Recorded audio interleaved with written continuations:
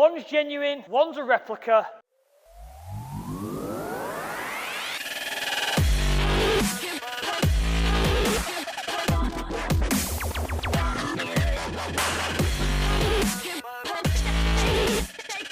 Welcome back to another video. We're over at Ryders Retros. We're here with the two 6R4s. One's genuine, one's a replica. We're going to dive into the pair of them and we're going to look at the different comparisons of these future builds that they're going to be making.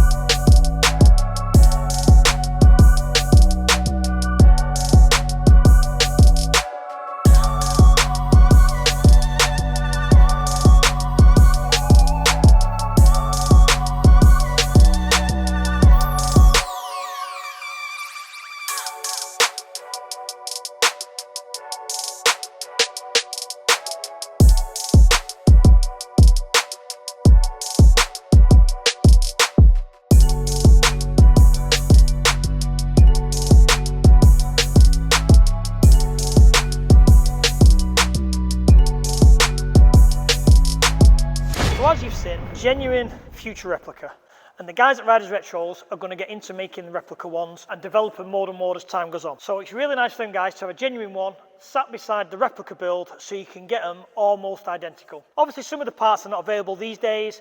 There are some of the parts are total one-offs, but again, let's dive in a bit closer and let's see what comparisons we can see and the detail that the guys at Ryders Retro are going into. So just for visual here, dry sump tank, almost identical. In fact, it does look identical. This is the works header tank, where the one on this one obviously is a Clubman, so it's slightly different, but again you can see that. Strut towers, identical. Obviously this one's got fiberglass back panels, Kevlar back panels. The dry sump system, oil filter housings there, it's here. So they're trying to make them as identical as possible for the end user to so people don't really know whether it's real or not. So they're going to take all the measurements off this one to replicate on this one. So let's dive into the replica. Let's have a bit of a look at what detail they're going into, and then we can compare the two. So again, if you look at the roll cage, we'll go around the original. I'll try and swing the camera around slowly so you can see it all. The roll cage comes down to a single point. So they're going to work to make them identical. As you can see, this one comes down to a single point there.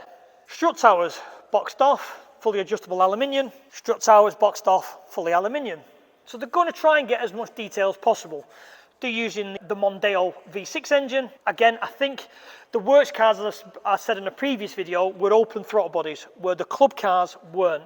So these are going to be, I suppose you could pick which spec you want, but again, I would have thought you'd want the work spec with the open throttle bodies. So the question I asked when they were building these, because again, a lot of car people will have watched the Car SOS program where they had the problems with finding parts, the diffs and the aluminium housings for the sump where they had to reproduce them. The question is asked obviously how they're going to do it on this. So on the replicas, they are going to use Subaru diffs. They have had straight cut gears made to go on the end of the transmission tunnel here, down this gear, which will come off to the side, which will then go off to the two diffs. So this will still be four-wheel drive. And then you'll also see where on the original one, it goes through the sump housing. This one, there's a notch there we need filling off, but obviously this is still in prototype stage, and there should just be enough clearance to send a shaft through to a bearing, so you got an additional shaft on that side. So these replicas will be four-wheel drive. Going into detail of how far they're going with them, as I said in the previous video, reviewing the Metro, even going down to the Perspex firewall, so the harnesses can sit through them two areas. Nice little touches like that. Again, a lot of carbon Kevlar, which is interesting to see when you stand in front of the original Metro.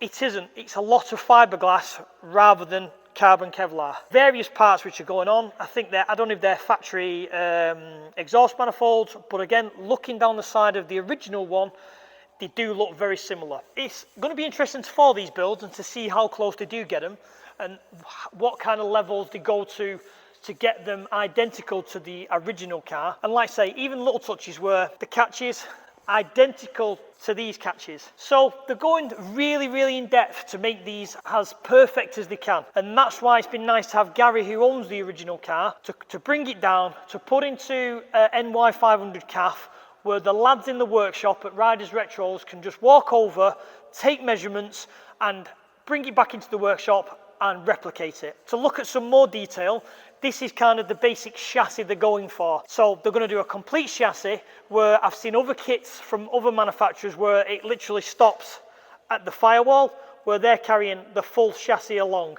Again, to stiffen the chassis up, to make it more original, to make it handle a bit better. So again, all these details are what needed to make what I class as, a really good top quality replica. And again, with high-end replicas comes a price tag. If you will have watched the previous video talking about the genuine Metro 6R4, you will have heard me say the owner paid around £30,000 for it. And it's mad to think, from 2008 to present day, a replica is going to cost you more than what the genuine car would cost all them years ago. So we're going to follow the full journey of these two cars in the future, because I'm intrigued to see, how much they do tie into each other, and to see how the fab work is done, because as you know, I like seeing the fab work and I like seeing the detail. There's one thing I will pick up on: they haven't put the roll cage inside the pillars. Now, genuinely, as a guy who races, I would rather have a decent sized tube that's going to save me from rolling than I am, what they've done on the original one where it sits in the A-post. And I will say, for someone who's not a welder, Steve, who works in the workshop, who does a lot of the fab work here, the welding on this replica, as bad as it sounds, and like the welding police, is better than on the factory car. So let's have a poke at the welding. But again, it's a factory car and it is what it is. So welding police is going to love this. But again, built in the 80s, built for purpose. And again, it's mad to think, in the X amount of years it's moved on with technology, the welders are better, the equipment's better. So fingers crossed, the fit and finish on the replica will more than likely be better than the genuine one.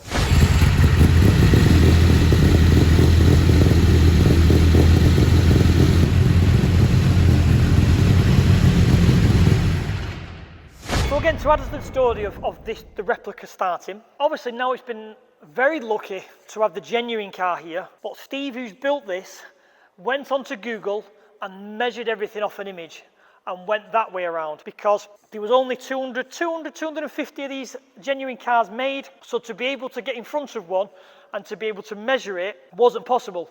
So you had to literally get onto Google Images with a tape measure and correspond with the actual shell of how stuff is. And again, with the two side by side, to say that he's worked off Google Images, they are pretty damn close. So that just shows, what the craftsmanship of these replicas are going to be. So we're going to sign this one here with the replica ongoing and the genuine one going inside the cafeteria for everyone to come and see. It's been really nice to have the experience to come and see the two side to side, because again, to have the replica and the genuine one together is quite rare. So it's been really, really nice. I can't thank the guys at Ryders Retros and NY500 enough. Thanks for following. We'll see you on the next one.